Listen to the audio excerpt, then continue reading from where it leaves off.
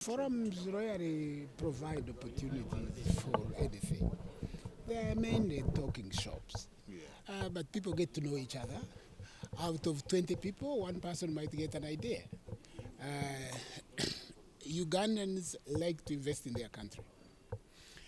And I think we will persuade them. I have some influence in Uganda. I can call people to come and to invest. And once they see one person investing, then you have lots of people. Ugandans were businessmen.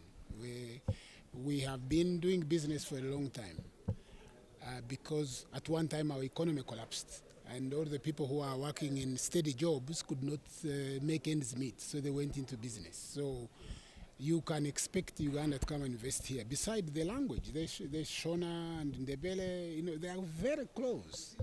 Your food is also close, but your hotels don't cook your food.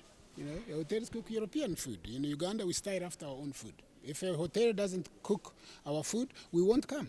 We want to eat food there. So all international hotels, all five-star hotels, all cook Ugandan food. And then that stimulates people to grow the food. We also try to wear our own clothes, unlike you, who wears clothes because we want the money to remain in our economy. The other thing, now that I am on your camera, I find Zimbabwean so negative about your country. Most Zimbabweans complain. You complain about roads, complain about corruption. It's not the government that is supposed to develop the country. It's individuals that develop the country. I don't go and ask my government, say, come and do a road. I create one. If there's no bridge, I find a way. Zimbabwe is a beautiful country. You should style after it. If anybody says Zimbabwe has bad roads, you should say, no, Zimbabwe has the best roads. Because the perception that you create will deter investment. For example, do you know that you have the lowest crime rate in Africa? Your present population is 20,000. Yeah?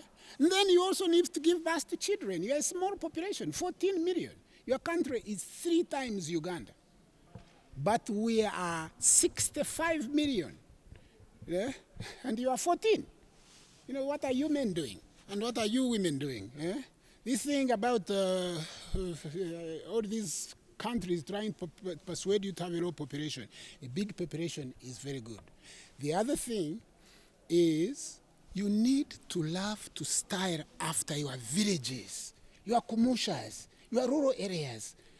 Go back and set up farms. Go back and set up a small factory. Have cows. A cow is a mobile. Business is not difficult. If you buy 1 cow, next year you'll have 2 cows. The third year you'll have 4. If you buy 1 goat, after 1 year, you have 4 goats. And you have vast pieces of land.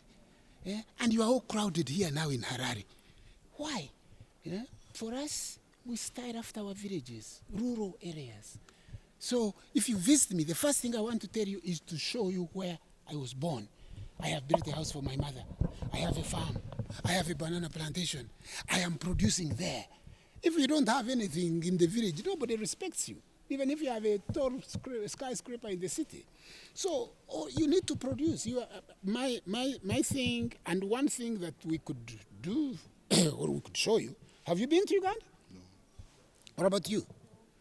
And you? You've been to Munyonyo? Aha, so now he will tell you. Uganda, everywhere you step is a business. Yeah? So I am going to invite you to Uganda. You look like... I'll take your contact. Who else knows how to make noise here? So you can come and tell you're very quiet, you're too quiet. Yeah?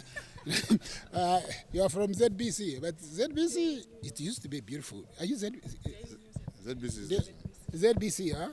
You used to be a very beautiful station. Then your TV and radio, number 1, we were at the airport, and all you are showing is BBC and Sky. Why? Don't you have a TV? Why don't you fight so that your TV is at the airport, is in hotels? Yeah? Why do we go in a hotel room and see only European channels? Or you sit in a hotel lounge and there's CNN. Are you CNN? Is CNN your...